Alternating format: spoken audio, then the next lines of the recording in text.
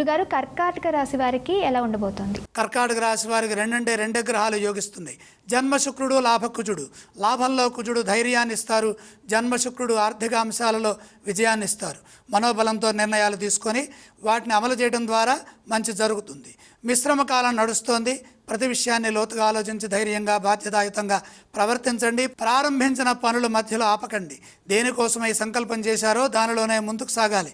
శుక్రబలం అనుకూలంగా ఉన్నది కాబట్టి కష్టానికి తగిన ప్రతిఫలం ఆర్థికంగా లభిస్తుంది. ఆ విధంగా కృషి చేయండి. కానీ ఖర్చుల విషయంలో జాగ్రత్తగా ఉండాలి. గ్రహదోషం వల్ల సమస్యలు పెరుగుతాయి. ఈ వారంలో బాధ్యతలు నిర్వర్తించేటప్పుడు సంతృప్తికరమైన మార్గంలోనే ముందుకు సాగితే కార్యసిద్ధి విశేషంగా ఉంటుంది.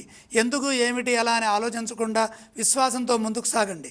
తగిన గుర్తింపు రావడంలో ఇబ్బందులు ఏర్పడతాయి. సమయానుకూలంగా వ్యవహరించండి. వచ్చిన ప్రతి అవకాశాన్ని సద్వినియోగం చేసుకోండి. ఉద్యోగంలో అధికారులతో సున్నితంగా వ్యవహరించండి. తోటి వారి నుండి సహాయ సహకారాలు తీసుకోవాలి. ఇతరులపై ఆధారపడితే అధిక నష్టం వస్తుందని గమనించండి. సహాయ సహకారాలు తీసుకోవడం వరకు మంచిదే, కానీ వాళ్లతోనే పనులు చేయించొద్దు.